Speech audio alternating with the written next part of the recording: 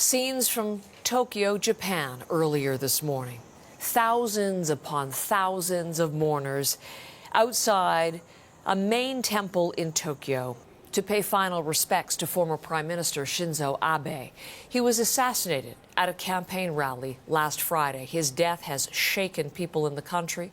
Both political violence and gun crime are exceedingly rare in Japan. The ceremony itself, the funeral, was open only to Abe's family and close friends. It was private, but the crowds outside paying respects, as you see in those images. Phoebe Amoroso is covering the story for us, and she's here with us from Tokyo. Tell us a little bit more, Phoebe, about how Shinzo Abe is being remembered today. Well, the nation is still very much in shock. The actual funeral was held at 1 p.m. just with Abe's wife, Akie, and close family and some senior officials from the Liberal Democratic Party. But that didn't stop the public turning out in force. And right from the morning, the queue, there was no end to the queue of people lining up to lay flowers at a flower stand with a picture of Abe that was set up at the temple for people to pay their respects. And then people lined the streets waiting during the funeral, because afterwards his body was brought out in a hearse. When it emerged, many people erupted into applause. It was then driven around the Nagatacho area of Tokyo, where the parliamentary buildings are, and Prime Minister Kishida and other senior officials came out and bowed their heads to show their respects.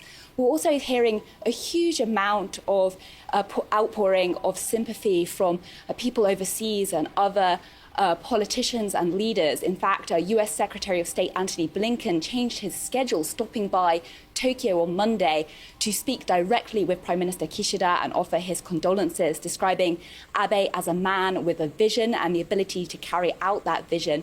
We also saw US Treasury Secretary Janet Yellen. She's in Tokyo to speak with Japan's finance minister, but she attended the wake that was held at Zojoji yesterday evening. So we're seeing a huge amount of outpouring of sympathy and a recognition of just what a significant leader Abe was on the international political stage.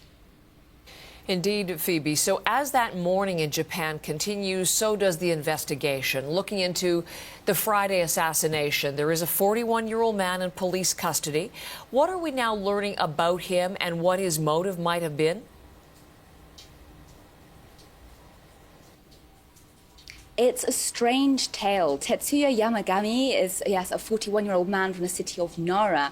And he has a grudge, reportedly, against a religious organization called the Unification Church.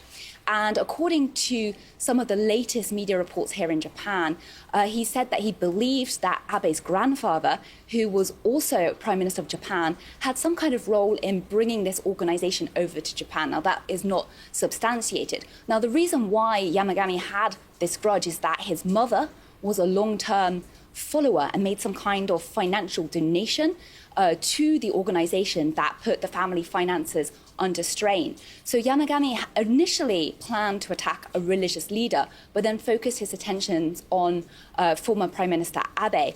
And what really is emerging is just how premeditated this attack was. The suspect spent many months constructing his own firearms. And in fact, just in the past 24 hours, the police have recovered a further 2 guns in his apartment that were being constructed. And there were also reports that he was planning to use a bomb as well. So really a huge amount of forethought going into this attack. And that's also raising questions about security at political campaigns in Japan, where gun violence is very, very rare. So normally security focuses on close physical contact.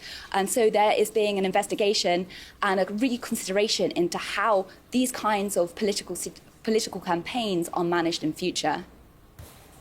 Phoebe, thank you so much. Phoebe Amoroso, as she reports live to us from Tokyo.